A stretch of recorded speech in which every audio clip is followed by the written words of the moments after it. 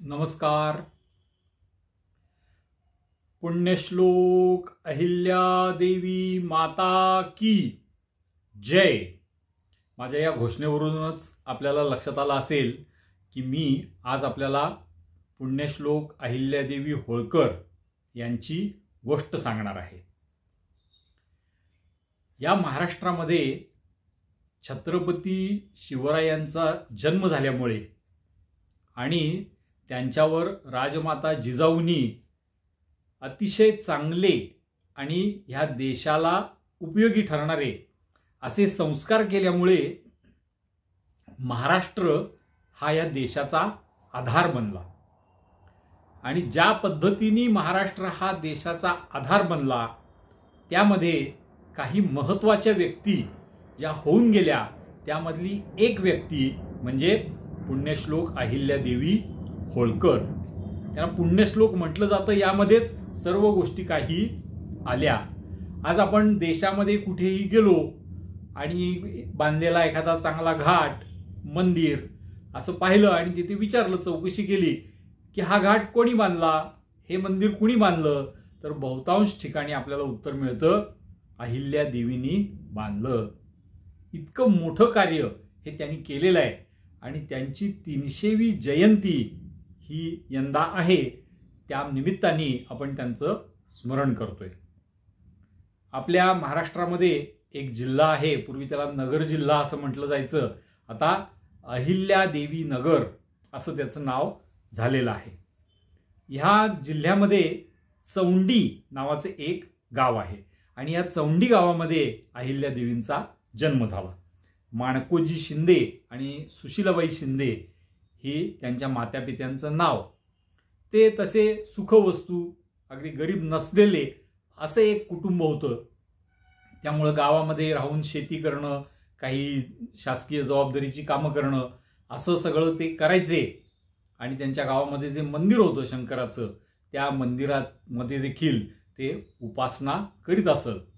आणि अशा घरी अहिल्यादेवींचा जन्म झाला. त्यामुळे स्वाभाविकपणे माता पित्यांनी त्यांना लहानपणापासूनच शिकवायला सुरुवात केली.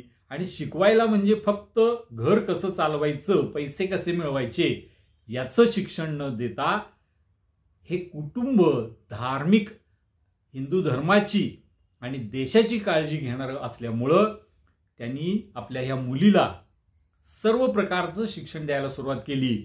आणि त्यामध्ये एक महत्त्वाचं होतं म्हणजे देवाची भक्ती देखील त्यांनी तिला शिकवली.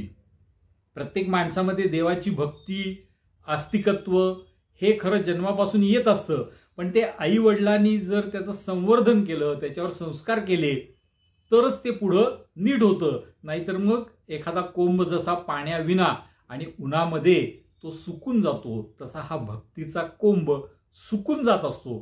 पण अहिल्यादेवींच्या मनामध्ये असलेलं हा जो कोंब होता भक्तीचा, तो त्यांच्या मात्या पित्यांच्या संस्कारामुळे तो वाढीला लागला आणि त्या नित्य नेमांनी ह्या मंदिरामध्ये पूजा करायला लागल्या. आता ही पूजा करत असताना एकदा सुभेदार मल्हारराव होळकर हे त्या गावामध्ये आले आणि ते निवासाला होते. ते त्या मंदिरामध्ये असताना त्यांना ही छोटी मुलगी म्हणजे अहिल्या मंदिरात आलेली दिसली.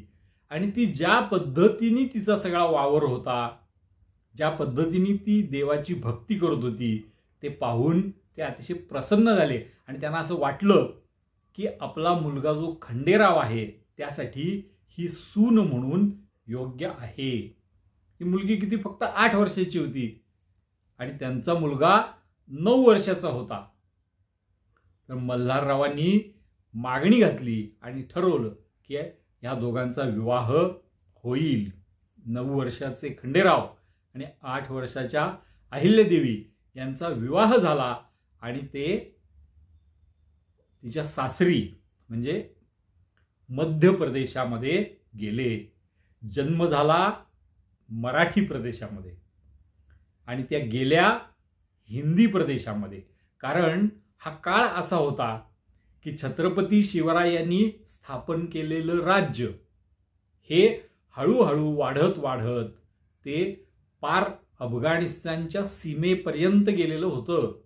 म्हणजे पूर्ण भारतामध्ये भोसले, पवार, गायकवाड, शिंदे, होळकर असे विविध सरदार हे विविध शहरांमध्ये हे आता तिथले सरदार, तिथले सुभेदार म्हणून राहत होते. जसे ग्वाल्हेरला शिंदे होते, तसे इंदूरला हे होळकर होते. त्यामुळं इंदूरच्या राजवाड्यामध्ये अहिल्यादेवी आल्या. आता सासऱ्यांचं म्हणजे मल्हारबांचं त्यांच्यावर लक्ष होतंच. त्यामुळं हळूहळू त्यांनी आपली सून ही उद्याची राणी आहे हे लक्षात घेऊन तिच्या शिक्षणाला सुरुवात केली. त्यामध्ये काय काय शिकवलं? एकतर लिहायला वाचायला तर त्या शिकलेल्याच होत्या. त्यांच्या ग्रंथ वाचन हा त्यांचा आवडीचा भाग होता. त्यांना घोडेस्वारी शिकवली, तलवारबाजी शिकवली. हे म्हणजे शस्त्र झालं, हे शस्त्र वापरणं झालं. शस्त्रांच्या पलीकडं युद्धाची कला असते, म्हणजे युद्ध कसं करावं, सैन्याची रचना कशी करावी, सैन्यामध्ये सैन्य बाळगावं कसं, त्यांना पगार किती द्यावा, त्यांची रचना कशी असावी, प्रत्यक्ष युद्धावर जाताना किती सैन्य घेऊन जावं, राजधानीमध्ये किती सैन्य ठेवावं आणि त्या सर्व सैन्याचं संचालन कसं करावं, युद्धाच्या वेळी प्रवासामध्ये त्यांचं संचालन कसं करावं, ही सगळी विविध ज्ञानाची त्याचे पैलू आहेत. ज्ञानाचे हे सगळे त्यांना सासऱ्यांनी शिकवले आणि हळूहळू त्या या सगळ्या गोष्टींमध्ये तयार झाल्या. न्यायदान हे राजाचं किंवा राणीचं एक महत्त्वाचं काम असतं. मल्हारबांनी ते सुद्धा त्यांना शिकवण्याची व्यवस्था केली आणि हळूहळू अहिल्यादेवी ह्या राजघराण्याला जे जे करावं लागतं अशा सर्व कामांमध्ये त्या तरबेज झाल्या. यावेळेला त्यांच्याकडे तोफखाना देखील होता. शिवाजी महाराजांच्या काळामध्ये तोफखाने फार मोठे नव्हते, शत्रूकडे जास्त मोठे तोफखाने होते, पण अहिल्यादेवींच्याकडं स्वतःचा तोफखाना देखील होता.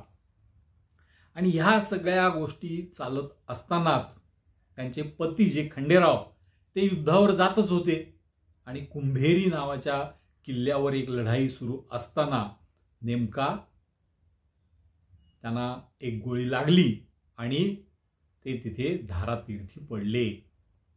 त्या काळामध्ये प्रथा अशी होती की अशा घराण्यांमधल्या अनेक स्त्रिया ह्या पतीबरोबर सती जात, पण त्यांच्या सासऱ्यांनी त्यांना परावृत्त केलं की राज्याला तुझी आवश्यकता आहे, त्यामुळं तू सती जायचं नाही. मी असं समजेन की माझा मुलगा राहिलाय आणि सून गेली आहे आणि तूच माझा मुलगा आहेस.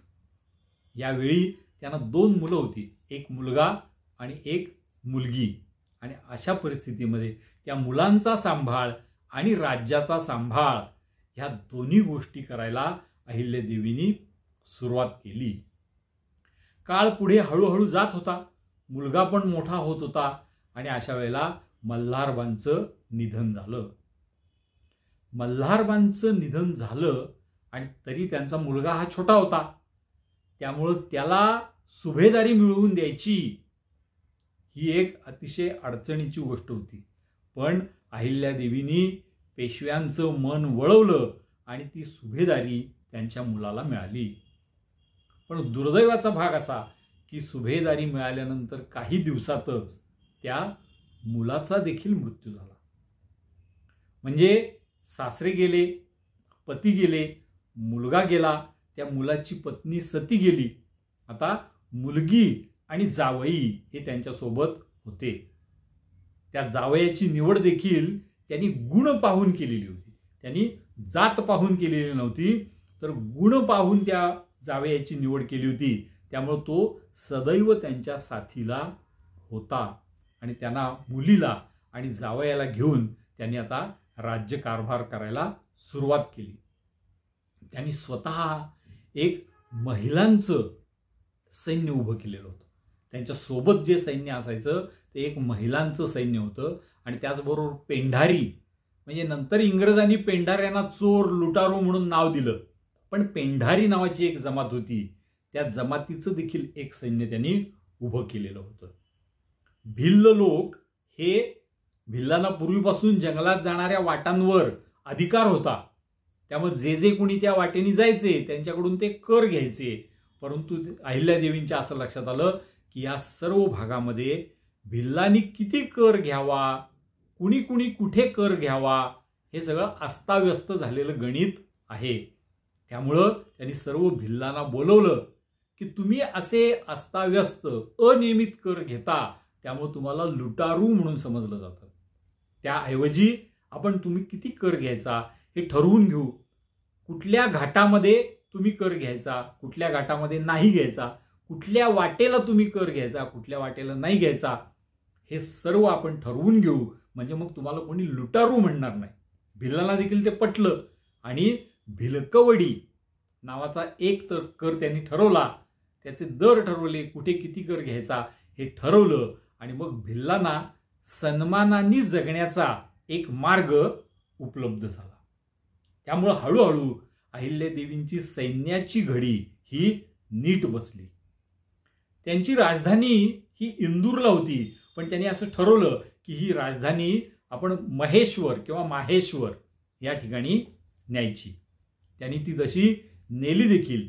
राजधानी एका ठिकाणाहून दुसऱ्या ठिकाणी नेणं हे एक अतिशय किचकट काम असतं. ते त्यांनी अतिशय यशस्वीरित्या पूर्ण केलं आणि महेश्वरला राजधानी करत असताना तिथं अनेक गुणवंत लोकांना बोलवलं. म्हणजे त्यामध्ये कुंभार असतील, सुतार असतील, विणकर असतील. त्यांनी ज्या विणकरांना तिथे आणलं त्या विणकरांनी माहेश्वरी साडी नावाची एक नवीनच कला तिथं विकसित केली आणि आजही आपल्याला माहेश्वरी साडी पाहायला मिळते. असे असंख्य प्रकारचे कलाकार, विद्वान, ब्राह्मण, वेदतज्ञ असं सगळ्यांना त्यांनी माहेश्वरला आणलं आणि हळूहळू महेश्वर हे ठिकाण भारतातलं विद्वानांना आश्रय मिळणारं, कलाकारांना आश्रय मिळणारं, कारागिरांना आश्रय मिळणारं आणि जे सैन्यामध्ये करामत दाखवू शकतात अशांना आश्रय मिळण्याचं ठिकाण म्हणून सबंध भारतात प्रसिद्ध झालं. आणि त्याचबरोबर अहिल्यादेवींचं देखील नाव सगळीकडे झालं. अहिल्यादेवींचं अजून एक वैशिष्ट्य होतं आणि ते त्यांच्या सासूबाई गौतमा देवी यांच्यापासून होतं. ते काय वैशिष्ट्य होतं तर सुभेदारांनी पेशव्यांकडून एक वेगळी जहागीर मागून घेतली होती आणि तिला खाजगीची जहागीर म्हणायची. म्हणजे काय तर गौतमाबाई ह्या ज्या त्यांच्या पत्नी होत्या त्या पत्नीला स्वतःचं उत्पन्न असावं या दृष्टीने ती जहागीर त्यांनी घेतलेली होती. त्यामुळे त्या जहागिरीमध्ये जे काही उत्पन्न मिळायचं ते मल्हारराव स्वतःकडे घ्यायचे नाहीत, तर ती सगळे उत्पन्न हे गौतमाबाईंकडे जायचं आणि गौतमाबाई स्वतःच्या इच्छेनुसार त्याचा व्यय करायच्या. मग त्या काय करायच्या, जे अहिल्यादेवींनी पुढच्या आयुष्यात केलं तेच काम ह्या गौतमाबाई त्यांच्या जीवनात करत होत्या. म्हणजे घाट बांधणं, मंदिरं बांधणं, साधू संतांना दान देणं अशी चांगली कामं त्या करत होत्या. आणि स्वाभाविकपणे जेव्हा गौतमाबाई गेल्या तेव्हा त्यांची ती खाजगी जहागीर ही अहिल्यादेवींच्याकडे आली. त्याचं कोट्यवधी रुपये उत्पन्न होतं आणि अहिल्यादेवींनी असा नियम केलेला होता की त्यांना जे काही करायचंय ते गौतमाबाईंच्या पावलावर पाऊल टाकून की राज्याचा पैसा यासाठी खर्च करायचा नाही, राज्याचा पैसा हा राज्याच्या विकासासाठी खर्च करायचा. म्हणजे कुठे कालवे बांधायचे असतील, सैन्य घ्यायचं असेल, शहरांची सुधारणा करायची असतील, काही गावकऱ्यांना शेतकऱ्यांना पैसे द्यायचे असतील, झाडं लावण्यासाठी पैसे द्यायचे असतील, या सगळ्यासाठी राज्याचा पैसा खर्च करायचा. आणि जो खाजगीचा पैसा आहे तो धर्मादायासाठी खर्च करायचा. मग त्यामध्ये काय काय आलं तर ठिकठिकाणी घाट बांधणं आलं, देवळं बांधणं आलं. त्या आधीच्या काळामध्ये सबंध उत्तर भारतामध्ये मुघलांचं राज्य असल्यामुळं मंदिरांची तोडफोड होत होती आणि नवीन मंदिरं बांधायला किंवा जुन्या तोडफोड झालेल्या मंदिरांची त्यांचा जीर्णोद्धार करायला बिलकुल परवानगी नव्हती. पण हळूहळू छत्रपती शिवरायांच्या कार्यामुळं पुढच्या काळात काय झालं होतं, मुघल हे क्षीण होत गेले, मराठे म्हणजे हिंदू हे सक्षम होत गेले आणि हा जो जीर्णोद्धार करायचा नाही, हा जो मुसलमानांनी केलेला नियम होता तो नियम आता मोडकळीला आलेला होता. त्यामुळे या पैशातून सगळी मोडकळीला आलेली मंदिरं ही दुरुस्त करायला, त्यांचा जीर्णोद्धार करायला अहिल्यादेवींनी सुरुवात केली. मग हे करायचं तर ती सर्व मंदिरं काही त्यांच्या स्वतःच्या राज्यात नव्हती, म्हणजे ती काही इंदूरच्या राज्यामध्ये नव्हती, ती होती अन्य राज्यांमध्ये. मग तिकडची मंदिरं कशी काय दुरुस्त करायची, तर त्यांचे प्रत्येक राज्यामध्ये हेर आणि प्रतिनिधी असत. म्हणजे राजपूत राजे होते अनेक राजपुतानामध्ये, त्यांच्याकडे त्यांचे हेर पण असायचे, गुप्त हेर, आणि प्रतिनिधी पण असायचे. अगदी काशी ही हिंदूंच्या ताब्यात नव्हती, तर ती एका मुस्लिम सुभेदाराच्या ताब्यामध्ये होती. पण अहिल्यादेवींचा प्रतिनिधी हा तिथे देखील होता. मग अहिल्यादेवींनी अशा सगळ्या प्रतिनिधींच्या मार्फत अनेक ठिकाणचे मुस्लिम शासक असतील किंवा हिंदू शासक असतील त्यांच्याशी बोलणी केली. कारागीर आणि त्याचे आज आपण ज्याला आर्किटेक्ट म्हणू, हे सगळे अहिल्यादेवींचे असत. इंदूरहून ते सगळेजण तिकडे जात, तिथं मंदिराच्या जीर्णोद्धाराचा खर्च किती आहे याची सगळी तजवीज करत, आणि तिथं जो शासक असे त्या शासकाशी बोलून त्याची परवानगी घेऊन अनेकदा त्याच्या सहकार्याने त्या मंदिराचा जीर्णोद्धार सुरू करत. असं करत करत त्यांनी संबंध देशातली मंदिरं बांधून काढली. अगदी आपल्या पंढरपूरला सुद्धा त्यांनी होळकर वाडा बांधला, त्यामध्ये रामाचं मंदिर बांधलं. स्वतः भगवंताला त्यांनी रत्नहार अर्पण केला. असं त्या सर्वत्र करत. आणि त्यांनी जी मंदिरं बांधली तिथं फक्त मंदिराचं बांधकाम करून ते थांबायचे नाहीत. त्या काय करायच्या, त्या मंदिराला व्यवस्था काय काय लागतात, पुजारी लागतो, झाडलोट करणारे लागतात, फुलं आणून देणारे लागतात, खूप व्यवस्था देवळामध्ये असतात. अशा सर्वांची व्यवस्था कायमची कशी लावता येईल ही व्यवस्था त्या करायच्या. त्यामुळे अशा सगळ्यांना वर्षासनं, काही जणांना शेती, काही जणांना पैसे देण्याची व्यवस्था, अशी सगळी व्यवस्था त्या लावून देत. म्हणजे नवीन बांधलेलं मंदिर किंवा जीर्णोद्धार केलेलं मंदिर हे सतत चांगल्या पद्धतीने राहावं, तिथलं भक्तिमय वातावरण टिकून राहावं, तिथं पूजा अर्चा होत राहावी, या सगळ्याची काळजी अहिल्यादेवी घेत. त्याचबरोबर अनेक ठिकाणी घाट बांधण्याची गरज काय, तर जिथे नदी असते तिचा काठ हा मातीचा असतो. त्यामुळे भाविक जेव्हा खाली नदीत जातात, वर येतात, तेव्हा पाण्याने ते काठ ओले होतात आणि भाविकांना त्रास होतो. त्याऐवजी जर तिथे दगडी घाट बांधला तर हा भाविकांचा त्रास कमी होतो. या घाटांवर त्रिपुरीला दिवे लावता येतात.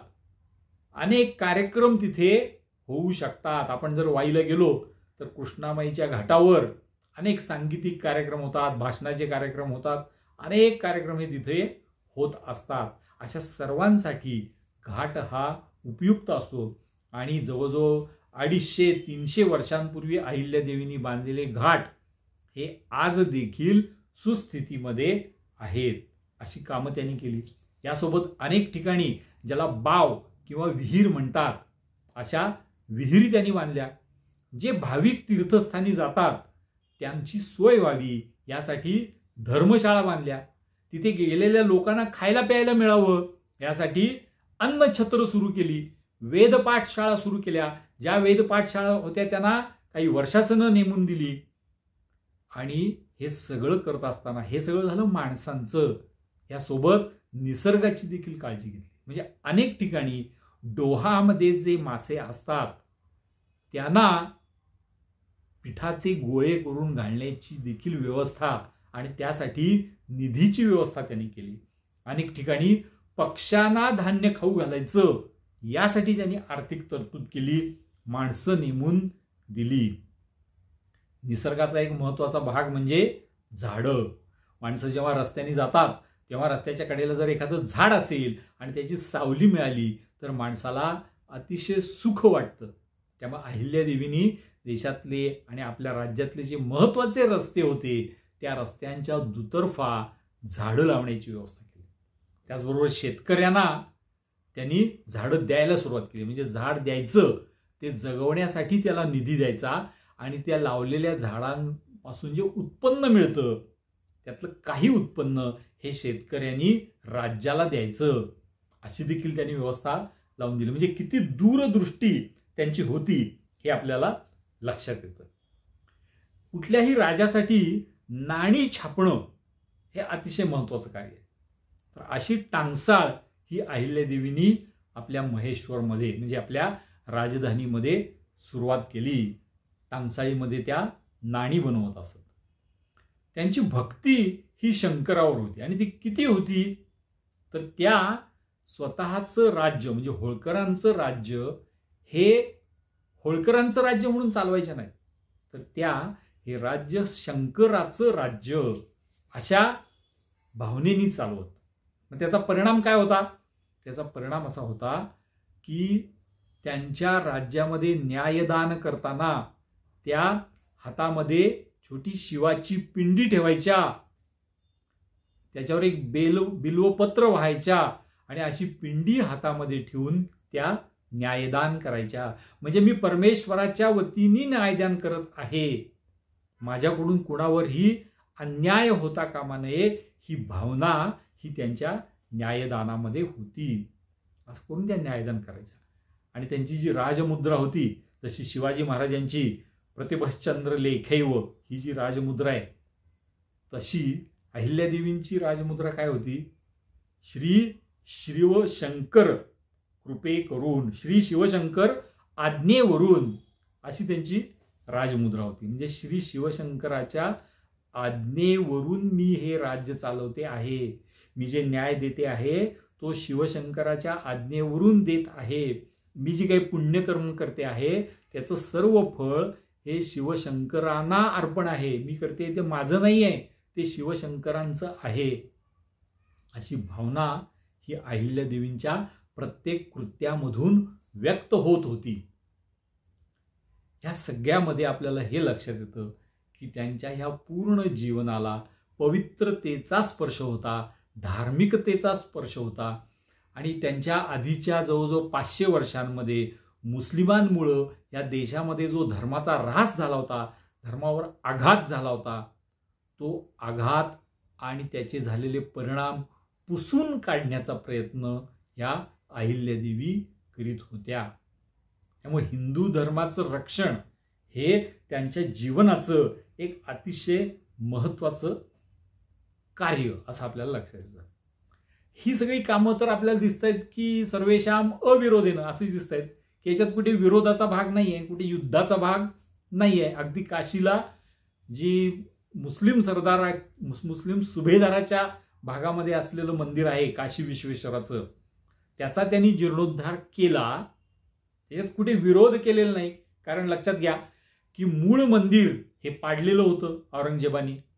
तिथे काय बांधलेलं होतं? मशीद बांधली होती, ज्ञानव्यापी मशीद अशी आपण ज्याला म्हणतो ती होती. अहिल्यादेवींनी ती मशीद पाडून तिथं मंदिर बांधायचं असं त्यावेळी केलं नाही, कारण ते परराज्यामध्ये होतं.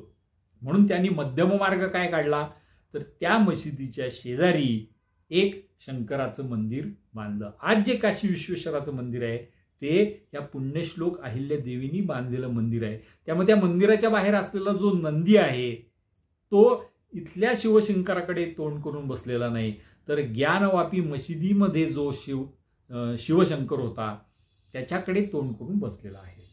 पण हेच त्यांनी स्वतःच्या राज्यामध्ये जेव्हा असा प्रसंग आला, 2 ठिकाणी, एक नागाव नावाचं एक ठिकाण आहे आणि अन्य एक ठिकाण, तिथे बंकनाथ नावाचं शंकराचं मंदिर होतं. आणि त्यांना असं कळालं की ह्या नागावचं बंकनाथाचं मंदिर पाडून तिथं मशीद बांधलेली आहे.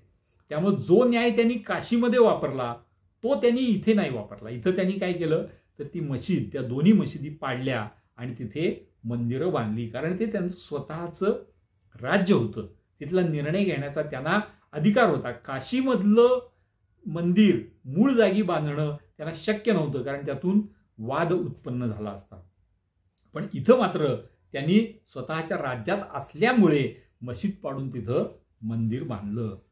जेव्हा जेव्हा समरप्रसंग आले तेव्हा तेव्हा आधी त्यांनी ते टाळण्याचा प्रयत्न केला. काही राजपुतांशी प्रसंग आले, अगदी जेव्हा राघोबा दादा पुण्याहून आले आणि असं लक्षात आलं की समरप्रसंग उभा राहील, त्यावेळेला आधी त्यांनी ते प्रसंग टाळण्याचा प्रयत्न केला. म्हणजे राघोबादादांना त्यांनी पत्र लिहिलं की तुम्ही माझ्यावर चालून येत आहात, पण लक्षात ठेवा की जर तुमचा पराभव झाला तर एका बाईकडून पराभव झाला हा कलंक तुम्हाला लागेल, आणि जर तुम्ही जिंकलात तर तुम्हाला फार काही मोठं श्रेय मिळणार नाही. त्याबरोबर राघोबादादांनी लगेच त्यांना सांगितलं की मी युद्धासाठी आलेलोच नाही, मी तुमची विचारपूस करण्यासाठी आलेलो आहे. आणि मग त्यांच्या अहिल्यादेवींच्या अटीनुसार राघोबादादा फक्त 5 माणसांना घेऊन अहिल्यादेवींच्या भेटीला आले.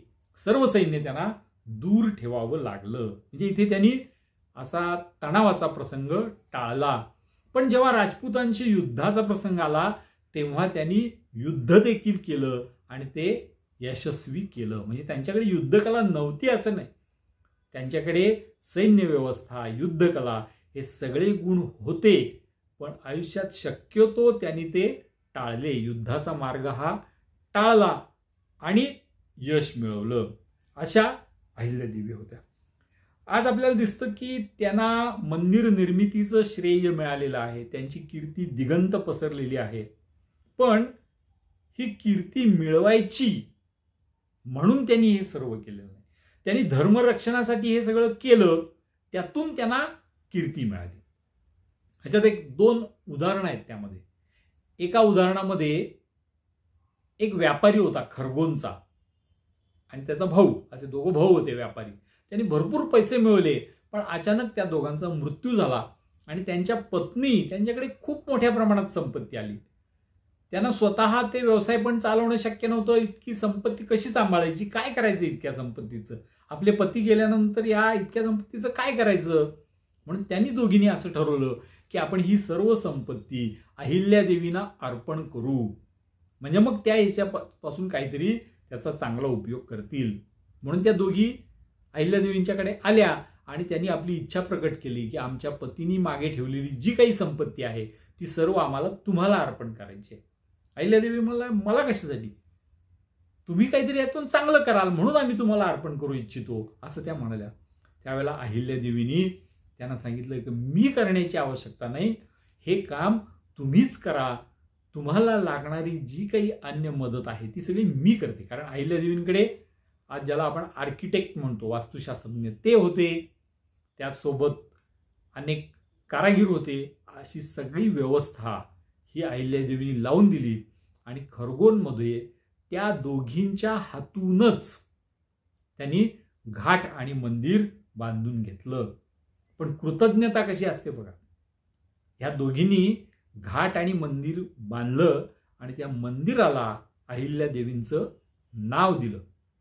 म्हणजे जी व्यक्ती स्वतःच्या नावासाठी काम करत नाही पण ती सत्कृत्य, चांगली कृत्य करत राहते, त्या व्यक्तीचं नाव हे अजरामर होतं, हे याच्यात लक्षात येतं. याचप्रमाणे अजून एक सरदार होता, त्याला एका घाटाचा कर वसूल करण्याचे अधिकार होते. म्हणजे त्या घाटातून जे काही जाईल, व्यापार जाईल, बैलगाडी जाईल, माणसं जातील, त्या प्रत्येकाकडून कर घेण्याचा त्याला अधिकार होता.